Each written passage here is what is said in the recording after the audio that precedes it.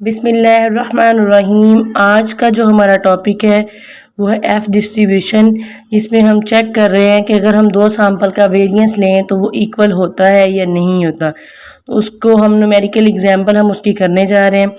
सबसे पहली चीज़ हमारे पास हाइपोथेसिस हैं, जो कि दो होते हैं हमारे पास। एक होता है नल हाइपोथेसिस और एक होता है अल्टरनेट। जो नल हाइपोथेसिस है उसमें हमारा जो पहले सैंपल का वेरिएंस है वो इक्वल होगा दूसरे सैंपल के वेरिएंस से, यानी कि सिग्मा 1 का square is equal to sigma 2 का स्क्वायर। और ये सिग्मा बेसिकली पॉपुलेशन वेरिएंस को शो कर रहा है, सैंपल वेरिएंस को शो नहीं कर रहा। ठीक है। उसके बाद हमारे पास दूसरा है ऑल्टरनेट, उसमें हमने ग्रेटर देन का साइन रखा है क्योंकि ऑल्टरनेट रख रहे हैं हम। ठीक है। उसके बाद हमने लिया यहाँ पर सेकंड स्टेप हमारे पास है level of significant, alpha is equal to 0.05, यानी कि हमने अल्फा लिया है 5%। अच्छा, उसके बाद हमारे पास नेक्स्ट है टेस्ट स्टैटिस्टिक।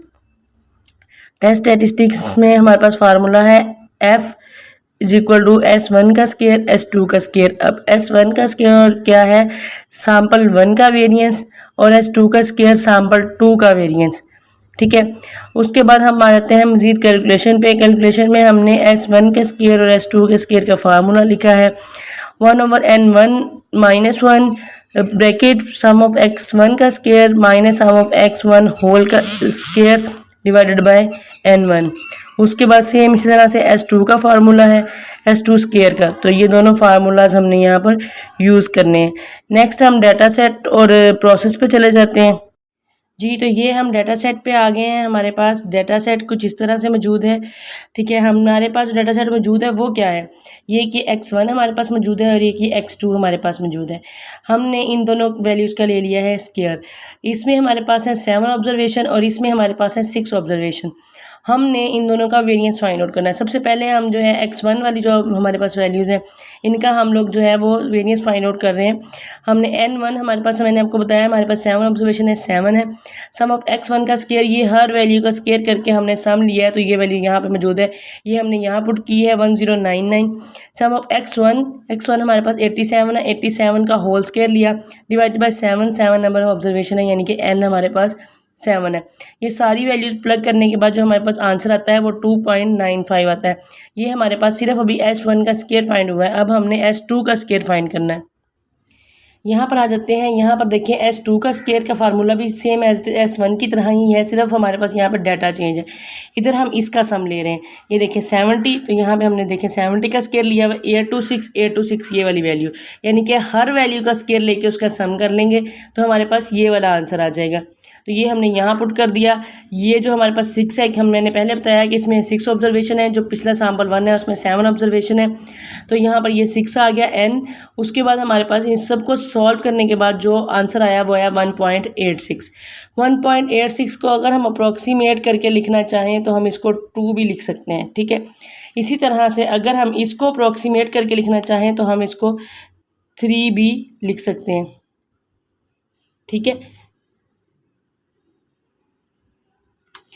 अब हम आ जाते हैं फर्दर कैलकुलेशन पे। ठीक है। हमने क्या किया, S1 का जो आंसर आया था उसको और S2 के आंसर को, जो हमारे पास फार्मूला था एफ डिस्ट्रीब्यूशन का, उसमें हमने पुट कर दिया। पुट करने के बाद जो हमारे पास आंसर आया वो आया 1.58। अब हम चले जाते हैं इसकी क्रिटिकल रीजन में। यहाँ पर ये जो F की वैल्यू होती है, ये वाली ये टेबल वैल्यू है। F के बेसिकली 3 टेबल्स होते हैं, एक 0.05 का होता है, 0.01 का होता है और 0.025 का होता है। इससे ज़्यादा टेबल्स भी हो सकते हैं अल्फ़ा के मुताबिक। तो यहाँ हम 1 टेल यूज़ कर रहे थे क्योंकि हम ऑल्टरनेट में सिर्फ ग्रेटर का साइन लगा कर आए थे, तो इसलिए हम यहाँ पर जो है 0.05 रखनी, ये अल्फ़ा की वैल्यू है। 6 हमारे पास, क्योंकि हमारे पास टोटल नंबर ऑफ ऑब्जर्वेशन, ये मैंने डिग्री ऑफ फ्रीडम भी साथ फाइंड आउट किया हुआ है। हमारे पास total number of observation sample 1 में 7 है, तो हमारे पास डिग्री ऑफ फ्रीडम का फार्मूला बेसिकली होता है V1 is equal to n1 -1 और V2 is equal to n2 -1। ये हमारे पास बेसिकली फार्मूला होता है। तो n1 हमारे पास, n1 में हमारे पास टोटल नंबर ऑफ ऑब्जर्वेशन कितनी थी, 7 थी। 7 -1 किया तो 6 आ गया। इसी तरह n2 में हमारे पास ऑब्जर्वेशन थी 6, तो 6 -1 किया तो हमारे पास 5 आ गया। ये हम डिग्री ऑफ फ्रीडम फाइंड कर लेंगे। ये कहाँ यूज़ हो रहे हैं, ये इस जगह पे यूज़ हो रहे हैं। ये V1 है, ये V2 है। ठीक है। यहाँ पर फर्दर मैं यहाँ पर लिख भी देती हूँ कि हम लोग क्या करते हैं, यहाँ अल्फ़ा होता है, ये अल्फ़ा/2 होता है, यहाँ V1 और यहाँ V2 होता है, तो ये हम यूज़ कर रहे हैं। ठीक है। तो यहाँ पर हमारे पास आ जाता है, अब F की जो वैल्यू है वो है 1.58।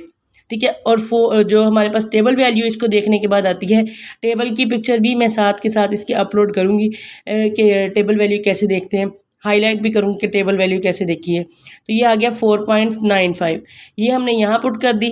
तो देखें 1.58 बड़ा है 4.95 से, नहीं ये बात गलत है। तो हमने क्या कंक्लूड करना है, our calculated value does not fall in critical region so we accept H0 and there is no significant difference between two sample as regard variance, यानी कि इनके दरमियान में कोई बड़ा डिफरेंस नहीं है। देखें अब यहाँ से देखें अगर ये 2 है और यहाँ से देखें अगर ये 3 है वेरिएंसेस, या 2 यहाँ पर भी ये देखा जाए और यहाँ पर भी यही वाला 2 देखा जाए, तो इनमें कोई बड़ा डिफरेंस नहीं है।